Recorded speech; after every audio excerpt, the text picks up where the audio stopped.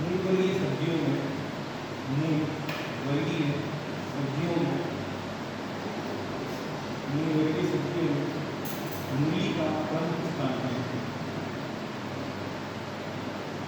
मूंग वर्गीय सब्जियों में मूली का प्रमुख स्थान है।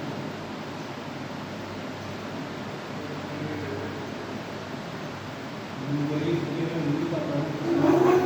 इसे खेतों या हृदय वाटिकाओं में इसे खेतों या हृदय वाटिकाओं, हृदय वाटिका मतलब किचन गार्डन, ठीक है। इसे खेतों या हृदय वाटिकाओं में अकेले खेतों या हृदय वाटिकाओं में अकेले या मिलवा फसल के रूप में, या मिलवा मतलब मिक्स क्रॉप या मिलवा फसल के रूप में उगाया जाता है।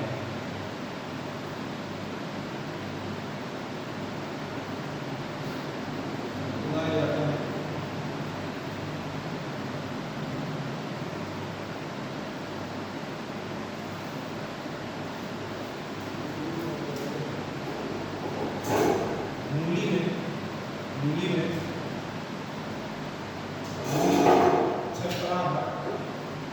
मूली में चक्राहट लगती है, वही कड़वा लगे, चटपटा नहीं, तीखा सा लगता है उसमें, वही इसमें मूली में चक्राहट, मिथाइल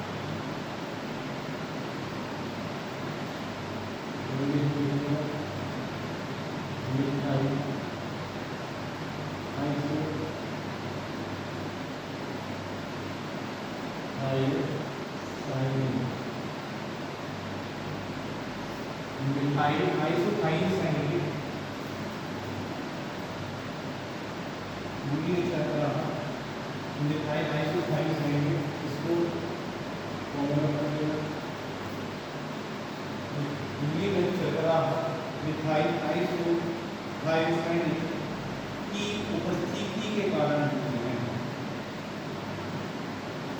मतलब मूली में चक्राहट होती है, कौन सा केमिकल मतलब प्रकाश देता है उसको चक्राहट देता है, मिथाइल आइसोथायोसाइनेट, ठीक है।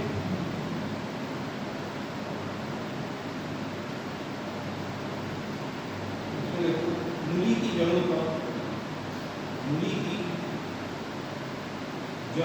उपयोग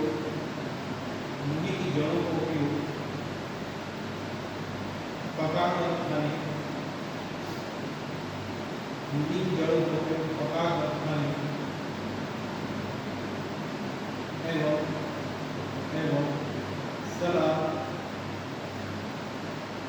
अचार आदि के रूप में किया जाता है। मूली के उपयोग कागज पनीर एवं सलाद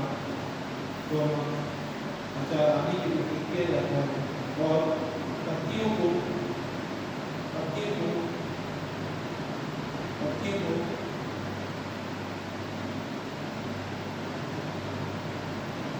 पत्तियों को भाजी बनाकर पत्तियों को भाजी बनाकर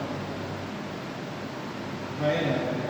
मैं तो मूली की भाजी खाते हैं वही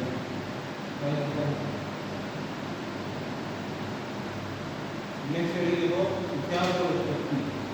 इतिहास और उत्पत्ति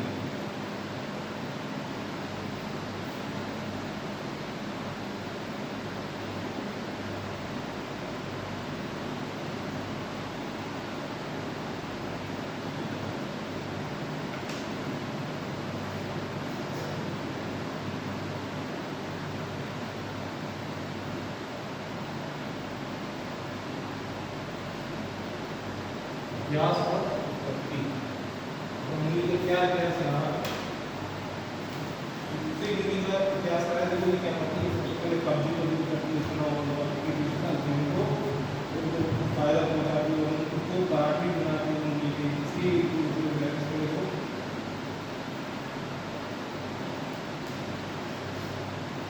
मूली के इतिहास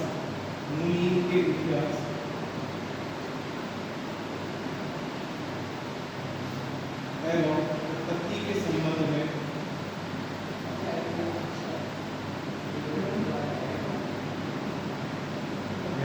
इतिहास और उत्पत्ति मूली के इतिहास एवं उत्पत्ति के संबंध में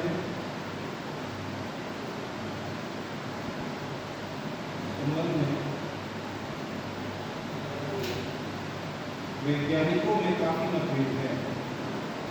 मूली के इतिहास एवं उत्पत्ति के संबंध में वैज्ञानिकों में काफी मतभेद है। वैज्ञानिकों में काफी मतभेद है। मतभेद मतलब अलग अलग राय अलग अलग ओपिनियन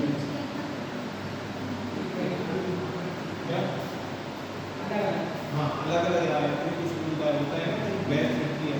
हाँ कुछ किसी के सुझाव लगे किसी के सुझाव लगे तो क्या होता है निष्कर्ष पर नहीं आता मतभेद हो जाते हैं। तो काफी मतभेद है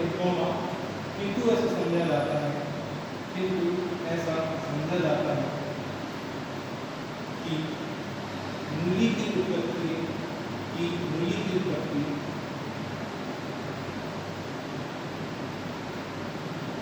ऐसा समझा जाता है कि मूली की उत्पत्ति केंद्रीय और पश्चिमी चीन ऐसा समझा जाता है कि मूली की उत्पत्ति केंद्रीय और पश्चिमी चीन तथा भारत में हुई।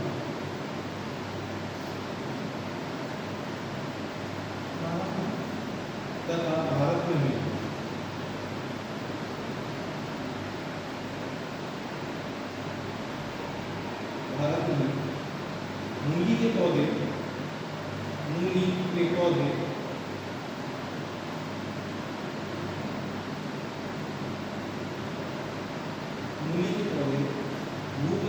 भूमध्य सागर क्षेत्र मूली के पौधे भूमध्य सागर क्षेत्र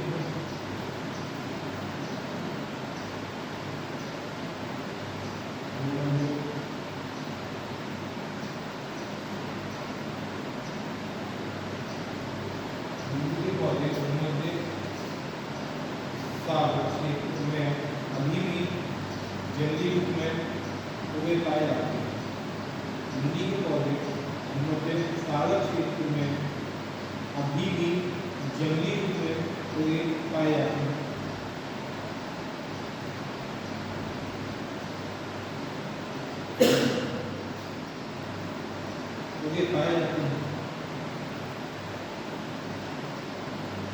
अमेरिका और इंग्लैंड में अमेरिका व इंग्लैंड में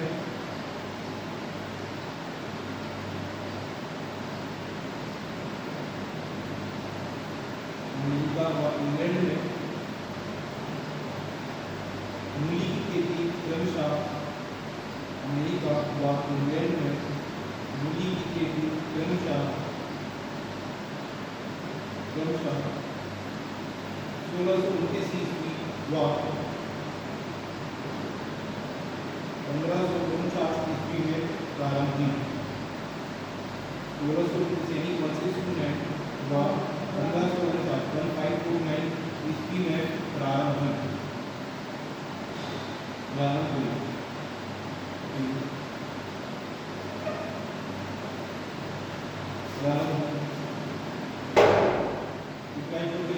भारत में मूली का उत्पादन मुख्य रूप से पश्चिम बंगाल, भारत में मूली का उत्पादन मुख्य रूप से पश्चिमी बंगाल,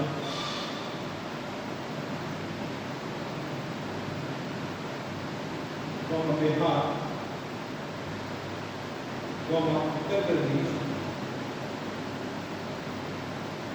पंजाब, हरियाणा, हिमाचल प्रदेश,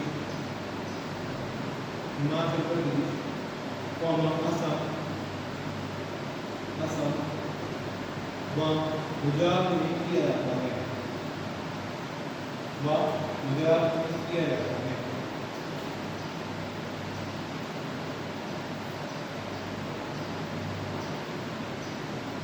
नेक्स्ट है किसमें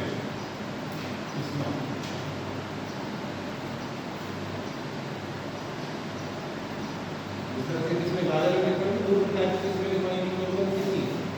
बताओ गाजर में दो प्रकार की किस्मों की क्या नाम थी? एशियाटिक और यूरोपियन।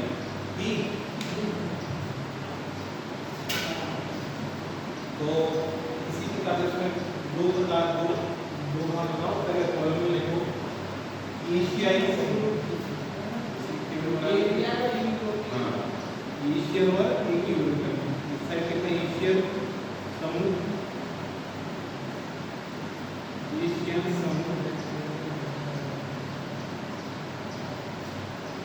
इस साइड लिखना यूरोपियन समूह। ठीक है, यूरोपियन समूह मतलब इनको दो प्रकार की होते हैं, किस्मों में विभाजित किया गया। ठीक है, एशियाई समूह और यूरोपियन समूह। एशियाई समूह में अपना नाम लिखो, एशियन समूह, दूसरा है यूरोपियन समूह। तो एशियन समूह में आप लिखो जौनपुरी मूली,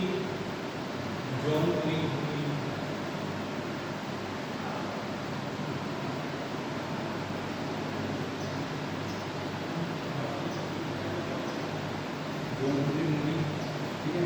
उसकी दूसरा देसी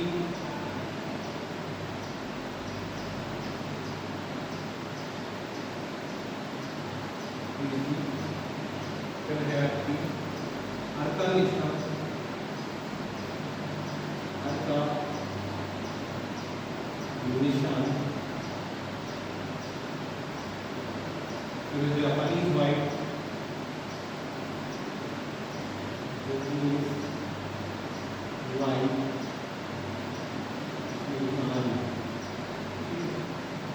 यूरोपियन में है, यूरोपियन में आपकी है वाइट,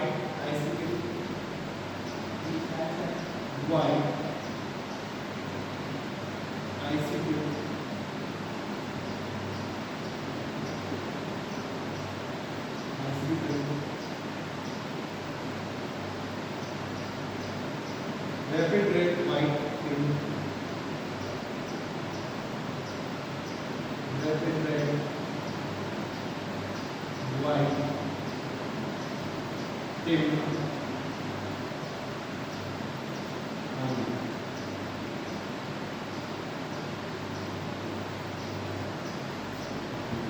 रैपिड रेड वाइट टिम,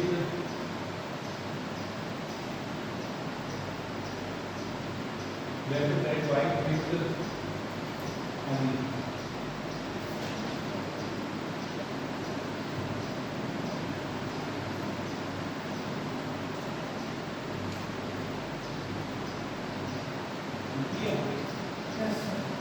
नेक्स्ट करेंगे आप लोग को जलवायु।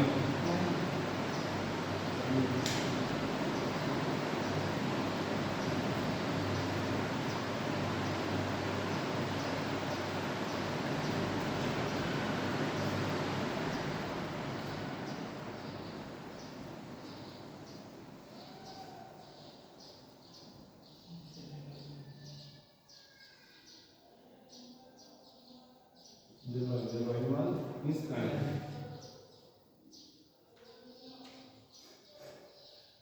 जिसकी एशियन किस्म होती है उसको क्या कहते हैं, उच्च तापमान युक्त होती है, जबकि यूरोपियन वाली होती है उसको क्या कहते हैं, कम तापमान करती है, अपने को वृद्धि करती है। ठीक है, और इसमें देखो मूली की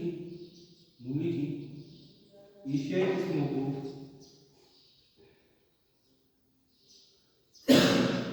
मूली की एशियाई किस्मों को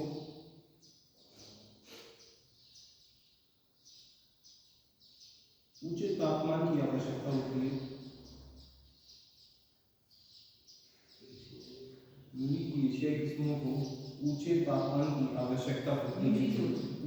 ऊंचे मतलब हाई टेम्परेचर, ब्रैकेट में देखिए ना, हाई टेम्परेचर, ऐसे ही हाई TMPERATURE। मूली की एशियाई किस्मों को ऊंचे तापमान की आवश्यकता होती है, जबकि यूरोपियन किस्मों को कम तापमान की आवश्यकता होती है।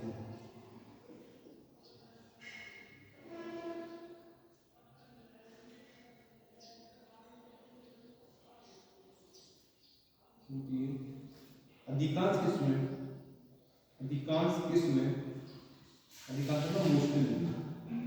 किस्में 10 से 15 डिग्री सेल्सियस तापमान में 10 से 15 डिग्री सेल्सियस तापमान में भली भांति उगती है। अधिकांश किस्में 10 से 15 डिग्री सेल्सियस तापमान में भली भांति उगती हैं।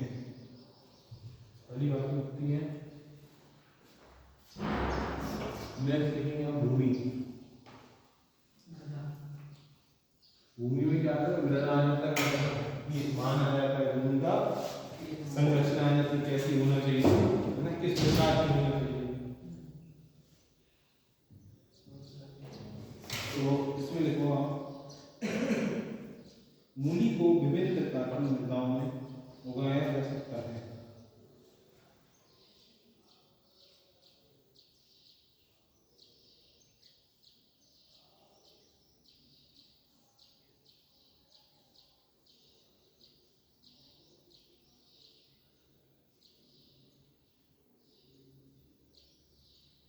मूली को विभिन्न प्रकार की मृदाओं में उगाया जा सकता है,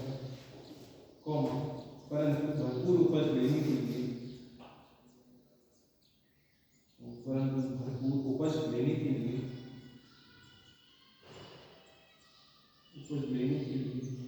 उचित जल निकास वाली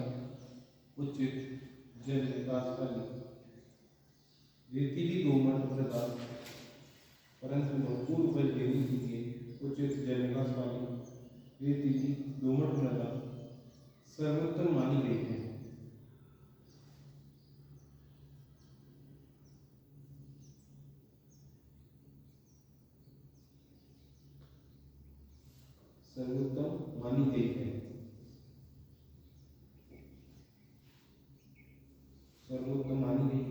नेक्स्ट देखो आप, भूमि की तैयारी।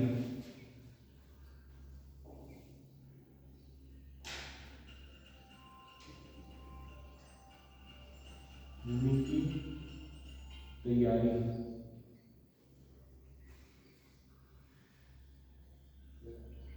की तैयारी इसमें देखो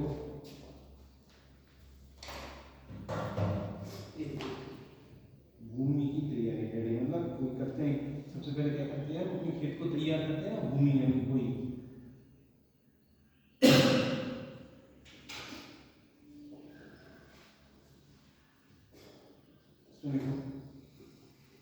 सर्वप्रथम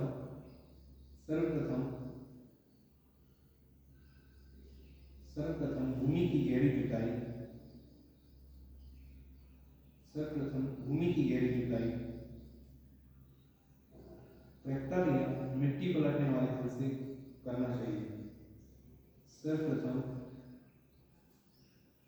भूमि की गहरी जुताई ट्रैक्टर या मिट्टी पलटने वाले हल से करना चाहिए।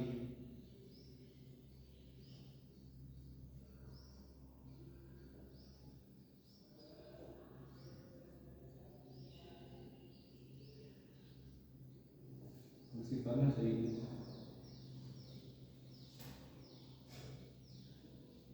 भूमि में ढीले नहीं रहने चाहिए। ढीले समझते हो क्या होता है?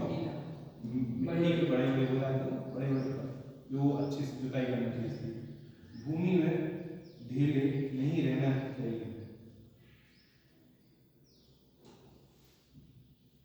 भूमि में ढीले नहीं रहना चाहिए।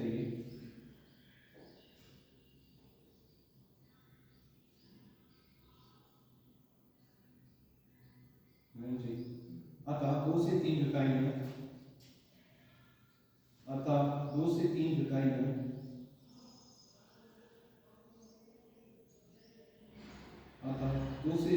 जुताई में मिट्टी को भुरभुरा बना देती है। अतः 2 से 3 जुताई में मिट्टी को भुरभुरा बना देती है।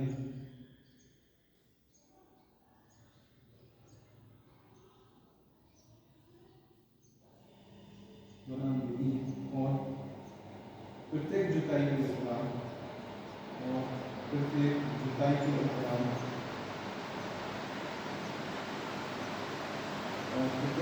दौरान पाटा अवश्य लगाना चाहिए। प्रत्येक जुताई के दौरान पाटा अवश्य लगाना चाहिए।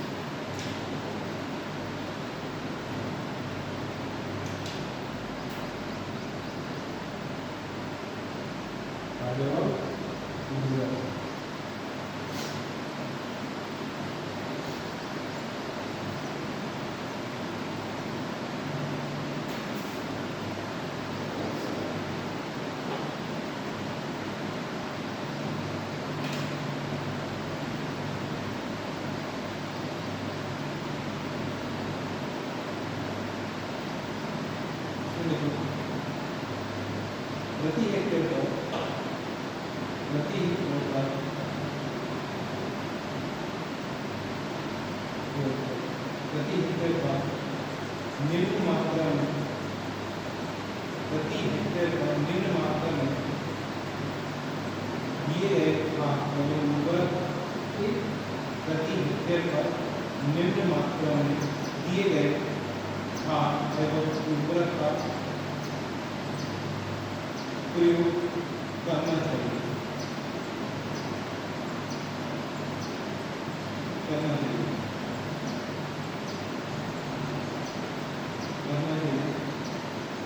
अब इस साइड को आप गोबर की खाद, इसके नीचे नाइट्रोजन, गोबर की खाद, इसके नीचे नाइट्रोजन, जैसे फास्फोरस,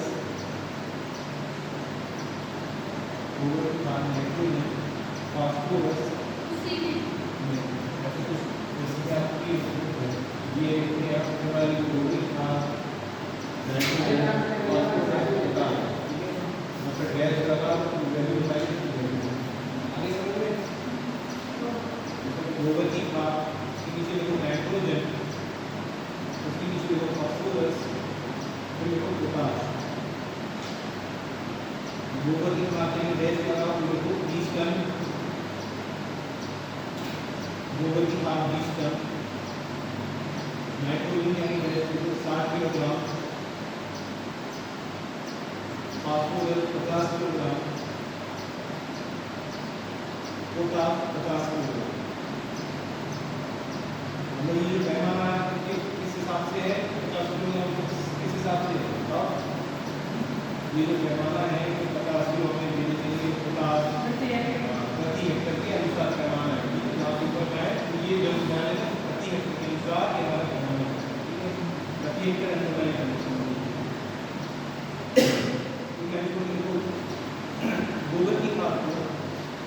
गोबर की खाद को प्रथम जुताई से पूर्व खेत में डालना चाहिए। गोबर की खाद को प्रथम जुताई से पूर्व खेत में डालना चाहिए।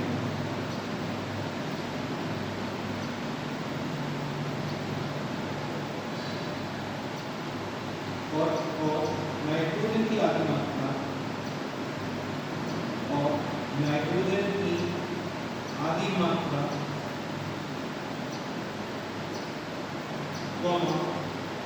फास्फोरस व पोटाश की पूरी मात्रा,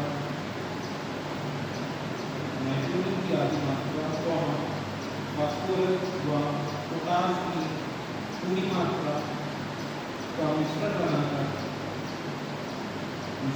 मिक्सचर पूरी मात्रा का मिश्रण बनाकर अंतिम जुताई के समय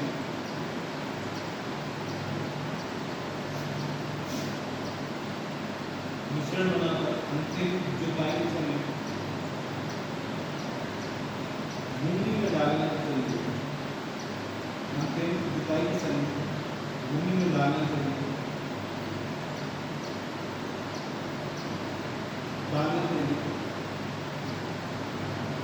शेष नाइट्रोजन को शेष नाइट्रोजन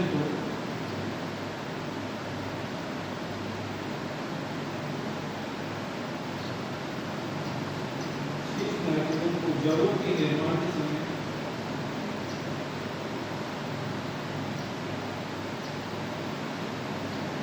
शेष नाइट्रोजन को जड़ों के निर्माण के समय जड़ों के निर्माण के समय उपनिवेशन के रूप में उपनिवेशन लिंक ऑफ बैलेंस पर डालते हैं।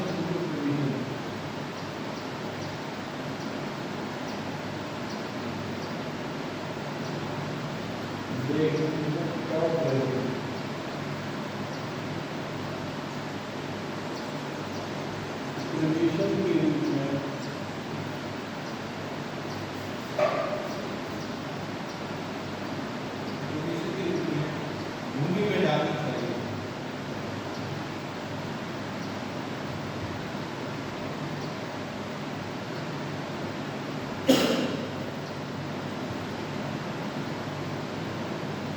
नेक्स्ट देखो बीज की मात्रा, बीज की मात्रा या बीज दर।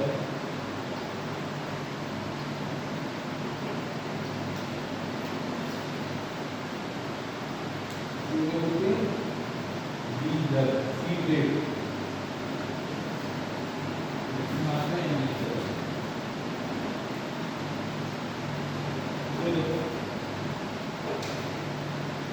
यूरोपियन एवं एशियाई किस्मों का यूरोपियन एवं एशियाई किस्मों का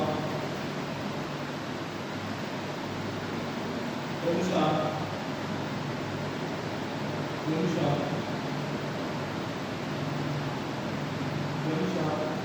रस्सेवार और 8 से 10 किलोग्राम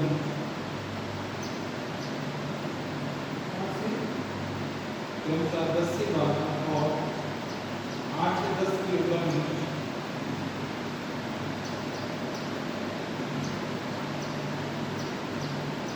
प्रति हेक्टेयर पर्याप्त होता है।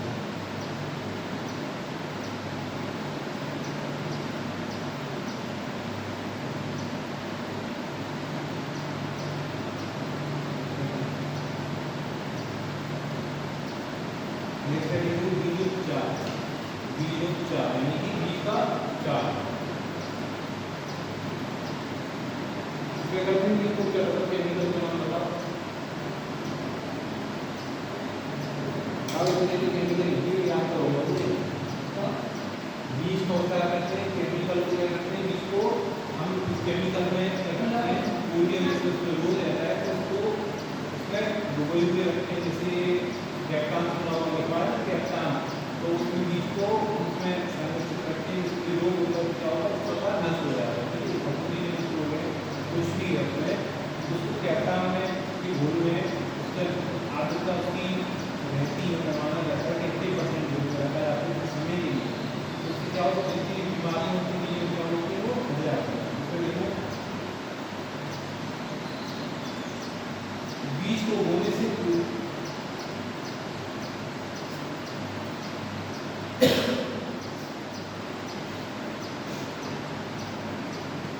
बीज को बोने से फफूंदीनाशक बीज को बोने से फफूंदीनाशक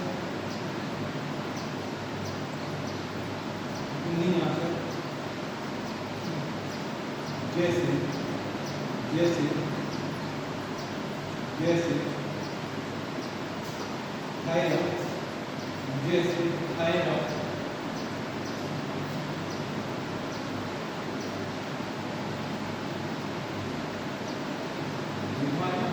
जैसे थायराइड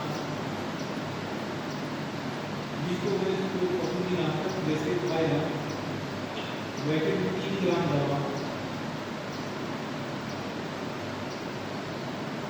3 ग्राम दवा वैकेट किलोग्राम बीज की दर से उपचारित करनी चाहिए। किलोग्राम बीज की दर से उपचारित करना चाहिए।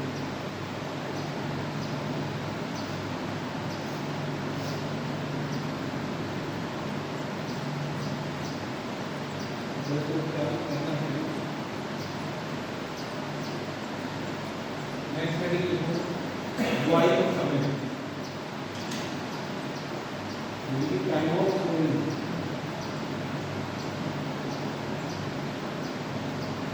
अधिकारी की ड्यूटी है नहीं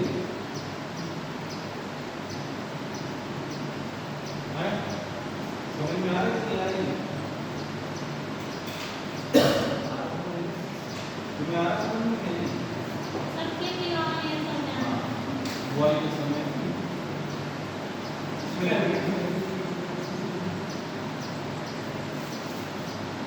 मूली को साल भर उगाया जा सकता है। मूली को साल भर उगाया जा सकता है।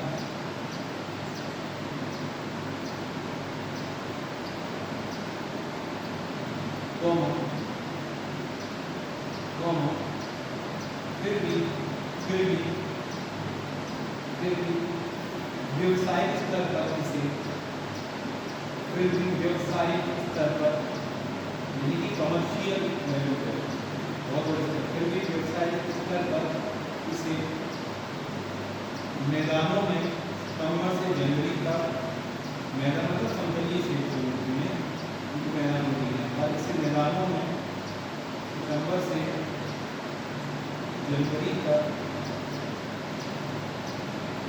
और पर्वतीय क्षेत्रों में मार्च तक इसे मैदानों में सितंबर से जनवरी तक और पर्वतीय क्षेत्रों में मार्च से अगस्त तक बोया जा सकता है।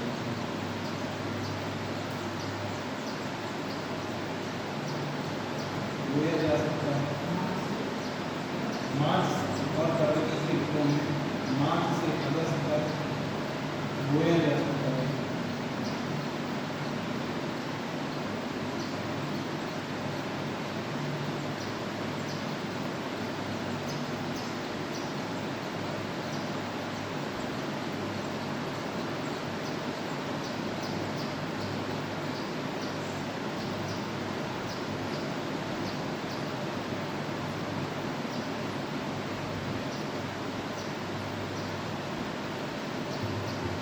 नेक्स्ट है मूली की विधि यानी कि मेथड ऑफ स्विमिंग।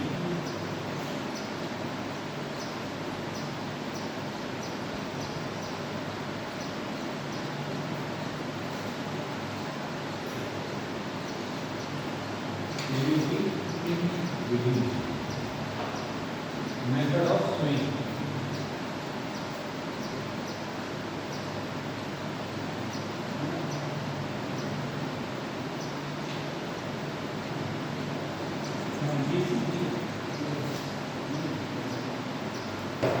तो मूली की विधि इसको देखो अलग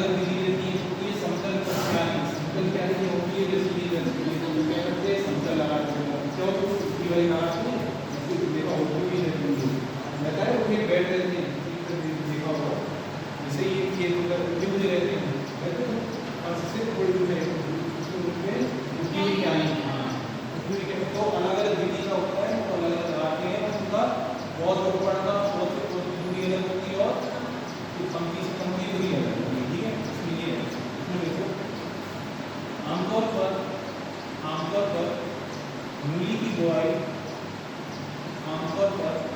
मूली की बुआई कई प्रकार से की जाती है आमतौर पर मूली की बुआई कई प्रकार से की जाती है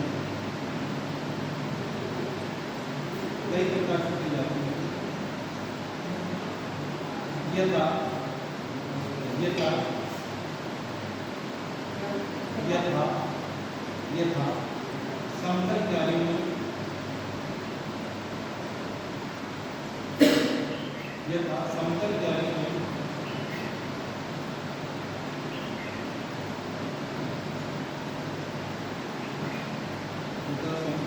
में और डोलियों पर डोली पर समझ है ना तो उठा और डोलियों पर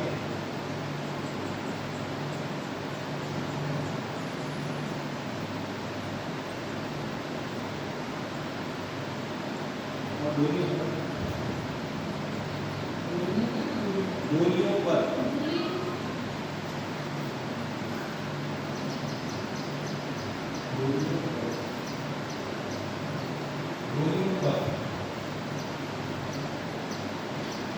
एशियाई किस्मों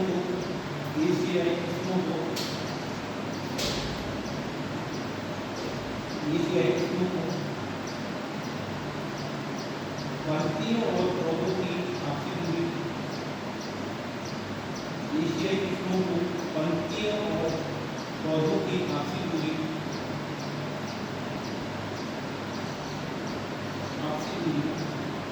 30 सेंटीमीटर जो है 10 सेंटीमीटर रखी जाती है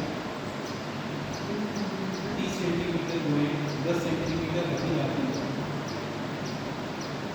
यानी पंक्ति से पंक्ति की दूरी कितनी रहती है 30 सेंटीमीटर और पौध से पौध की दूरी कितनी रहती है 10 सेंटीमीटर यानी ये बात कॉमा जबकि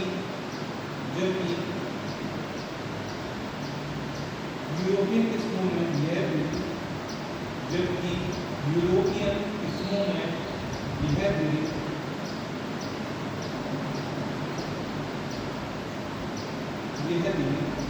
25 सेंटीमीटर जबकि यूरोपियन किस्मों में यह दूरी 25 सेंटीमीटर गुणे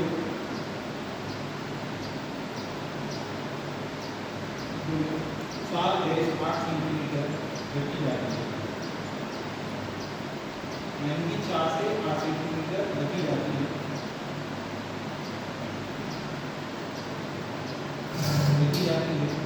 बीज 5 से 10 दिन में अंकुरित हो जाते हैं बीज 5 से 10 दिन में अंकुरित हो जाते हैं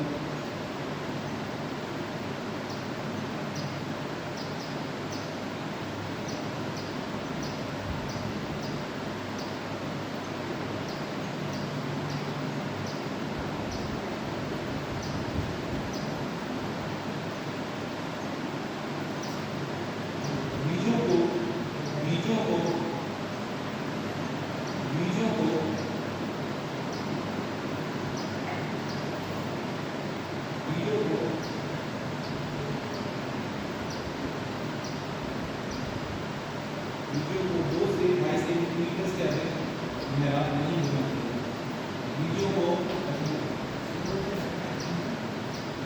2 से 2.5 सेंटीमीटर अधिक गहरा नहीं होना चाहिए लेकिन होते गहराई पर होना चाहिए ज़्यादा गहराई होने के लिए हमको नहीं गहरा नहीं होना चाहिए नेक्स्ट हेडिंग देखो सिंचाई एवं जल विकास, सिंचाई एवं जल विकास।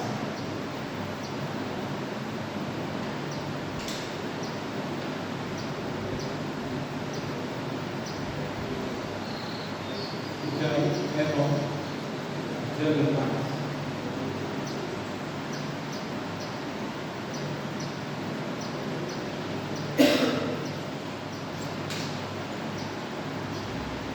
सिंचाई की तो होनी चाहिए, पर्याप्त मात्रा में होना चाहिए, ना अधिक होना चाहिए और ना कम होती है तो क्या होगा, वो हमें बिजली का निर्माण नहीं होगा। अगर ज़्यादा होती है तो क्या होगा, क्या होगी, बारिश में गल जाएगी, खराब हो जाएगी, ठीक है, उसमें वो आ जाएगी। और सर्दियों में जिससे 15 दिनों के समय में अंतराल सिंचाई करते हैं, गर्मियों में ये 4 से 5 दिन के अंतराल पर सिंचाई की जाती है, ठीक है। इसमें देखो हेडिंग है सिंचाई के विकास में अंकुरण के 15 से 20 दिन बाद, अंकुरण के 15 से 20 दिन बाद, अंकुरण के 15 से 20 दिन बाद पौधे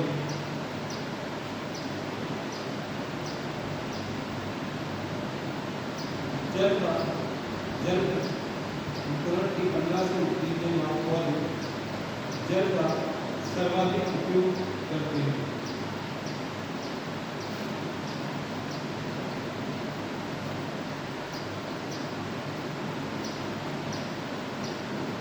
इस समय सिंचाई का विशेष रूप से इस समय सिंचाई का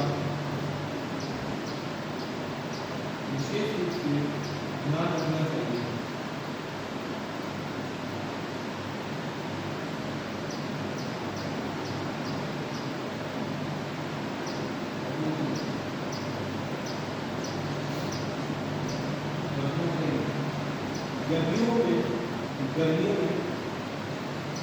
गर्मियों में 4 से 5 दिन के अंतराल से, गर्मियों में 4 से 5 दिन के अंतराल से,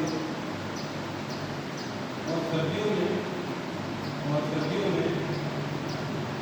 10 से 15 दिन के अंतराल से, और सर्दियों में 10 से 15 दिन के अंतराल से सिंचाई करनी चाहिए।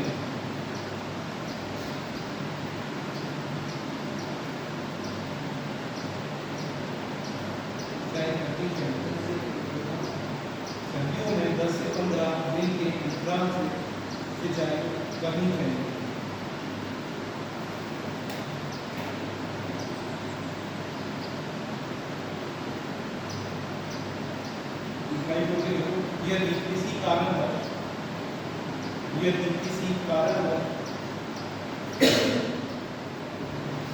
यदि किसी कारणवश खेत में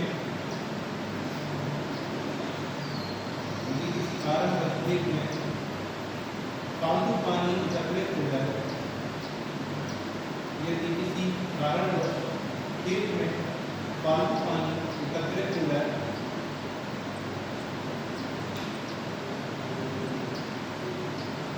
तो उसे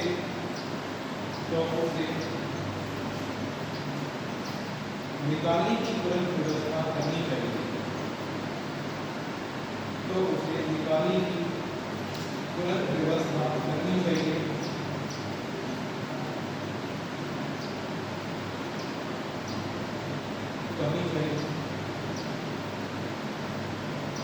नेक्स्ट करेंगे तो खरपतवार नियंत्रण।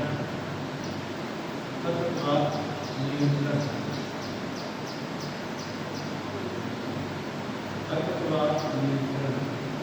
यानी कि वीड मैनेजमेंट एंड कंट्रोल। खरपतवार नियंत्रण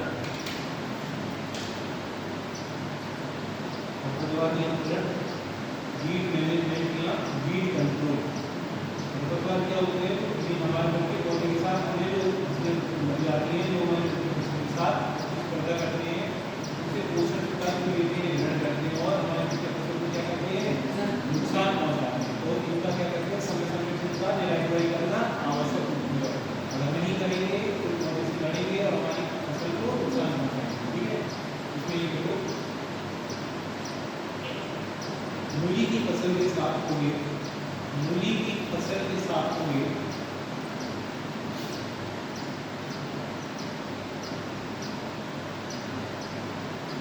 खरपतवारों की रोकथाम हेतु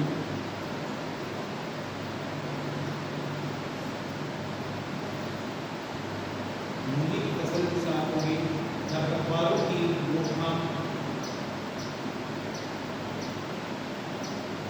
समय पर करना नित्यान आवश्यक कार्य है। मूली की फसल के साथ होगी खरपतवारों की रोकथाम समय पर करना नित्यान आवश्यक कार्य है।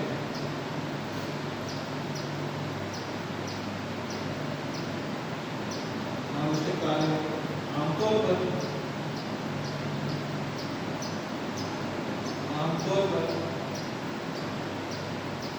2 से 3 बार निराई गुड़ाई करना। आमतौर पर 2 से 3 बार निराई गुड़ाई करना पर्याप्त होता है।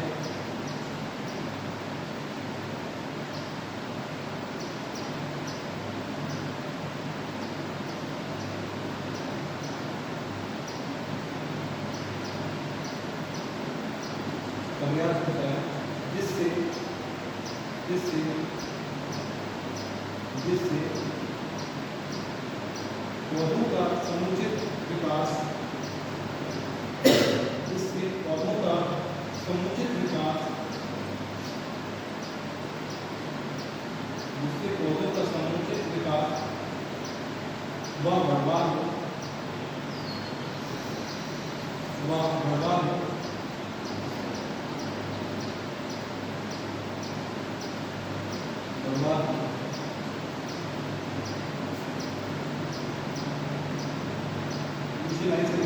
खरपतवार नियंत्रण हेतु खरपतवार नियंत्रण हेतु खरपतवार नियंत्रण हेतु E25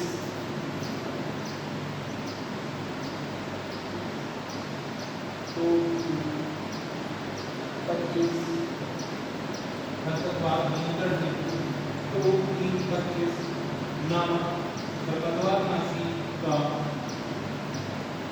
खरपतवार नियंत्रण हेतु E25 नामक खरपतवार नाशी का बुआई के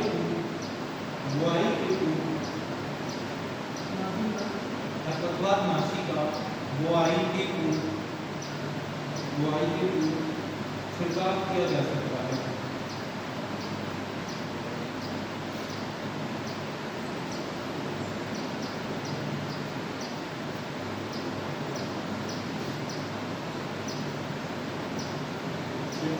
किया जा सकता है। नेक्स्ट हेडिंग है कीट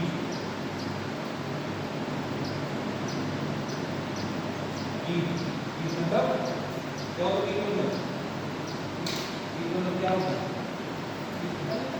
क्या होता है? कीट मतलब पता है कीट इंसेक्ट है ना?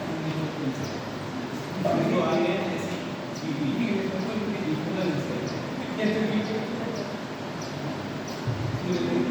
पहला किसी को आप चेपा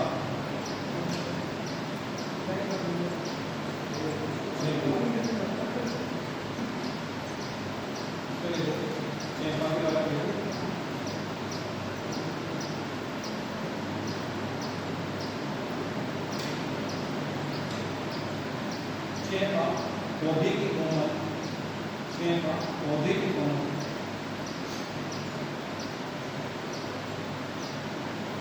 सभी भागों का रस चूसता है।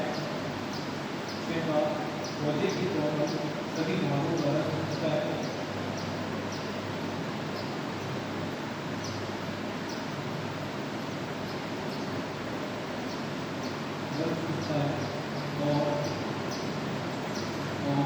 इस कीट के नियंत्रण हेतु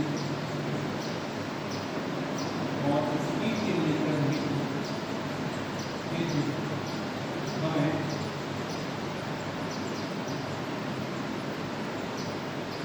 और इस कीट के नियंत्रण हेतु हमें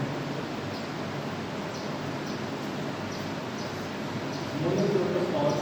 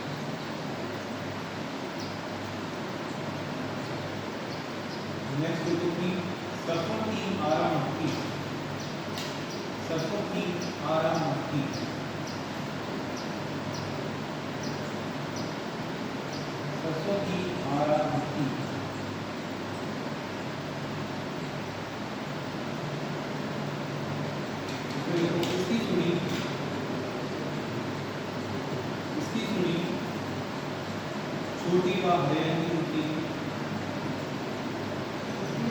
इसकी सुई छोटी व हरे रंग की होती है।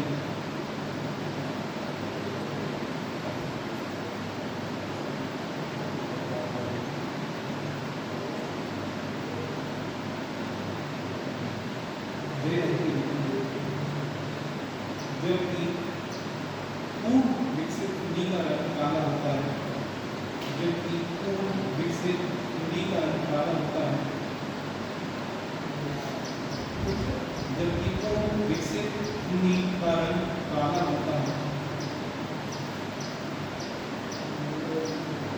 तो जो पत्तियों को खाती है, जो पत्तियों को खाती है और उनकी सतह के पीछे छुप जाती है,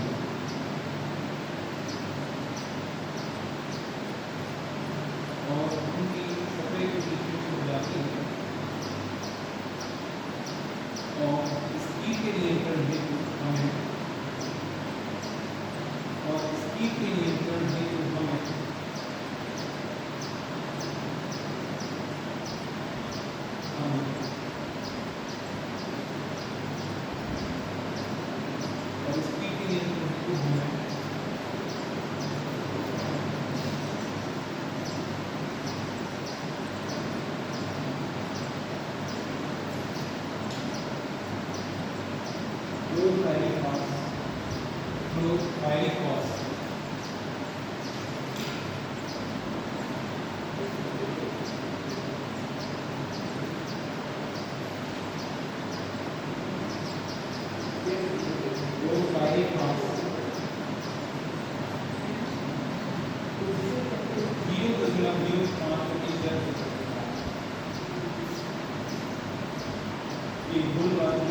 करना चाहिए।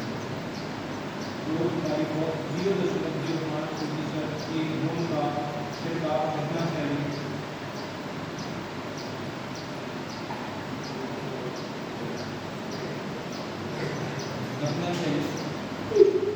नेक्स्ट देखो रोग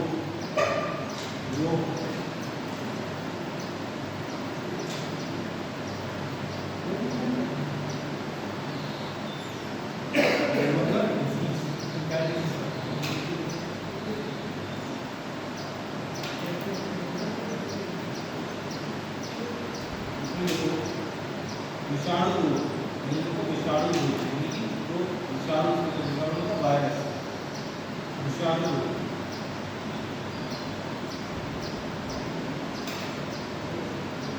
यह रोग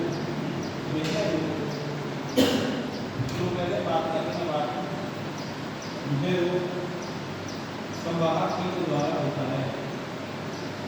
यह रोग संवाहक रोग के मतलब बैरियर होते हैं फैलाने, यह संवाहक कीटों द्वारा होता है।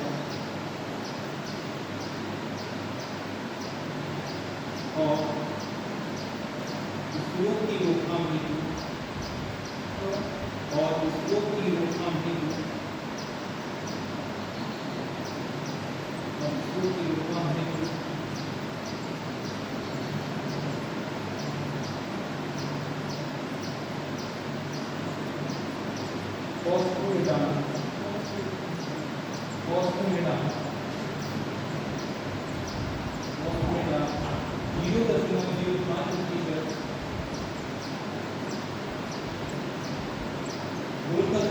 करना चाहिए। 0.05% घोल का छिड़काव करना चाहिए।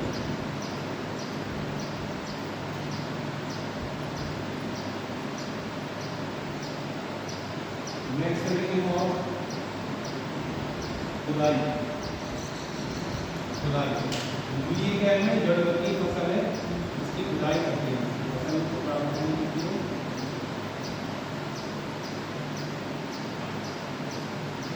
इसमें देखो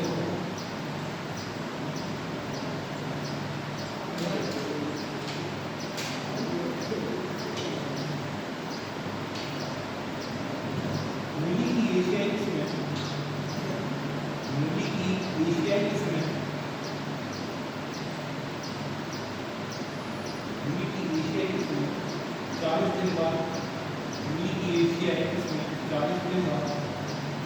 यूं मिल जाती है।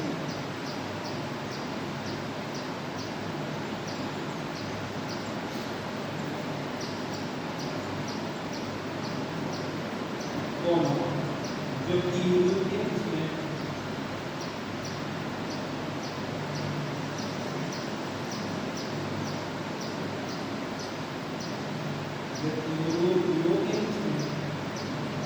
के बाद पानी युक्त हो जाता है।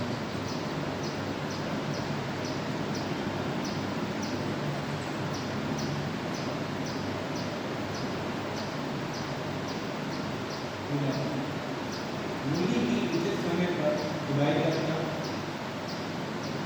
मूली की उचित समय पर खुदाई करना अत्यंत आवश्यक है।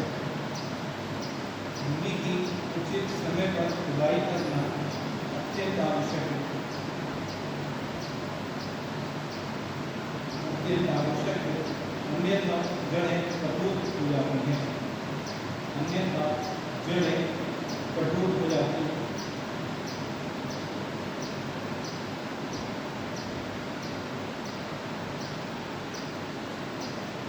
जिसके परिणाम स्वरूप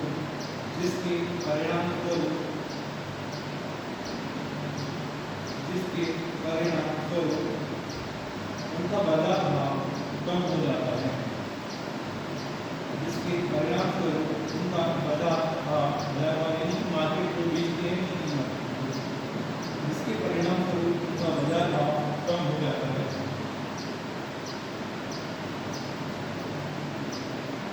नेक्स्ट वो उपज।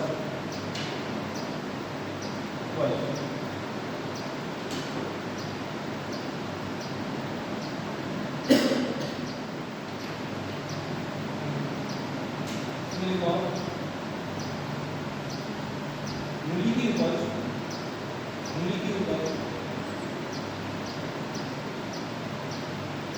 भूमि की उर्वरा शक्ति, मूली की उपज भूमि की उर्वरा शक्ति, उगाई जाने वाली किस्मों, भूमि की उपज भूमि की उर्वरा शक्ति, उगाई जाने वाली किस्मों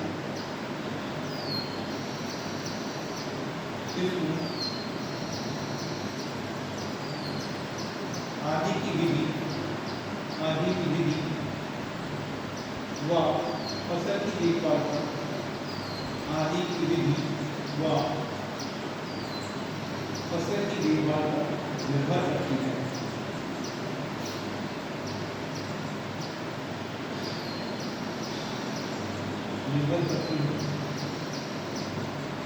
उखाड़ने की अवस्था के अनुसार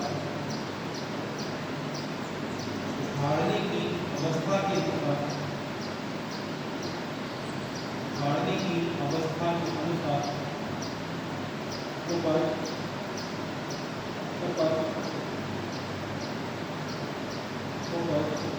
50 से 250 क्विंटल प्रति हेक्टेयर तक मिल जाती है। 50 से 250 क्विंटल प्रति हेक्टेयर तक मिल जाती है।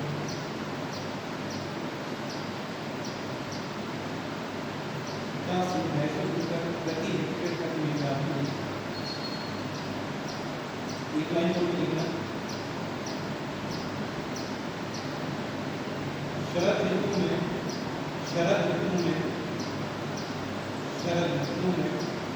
जापानीज व्हाइट नामक किस्म से शरद ऋतु में जापानीज व्हाइट नामक किस्म से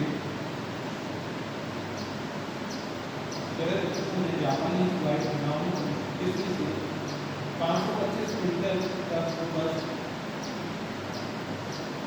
नामक किस्म से 525 क्विंटल उपज तक मिल जाती है।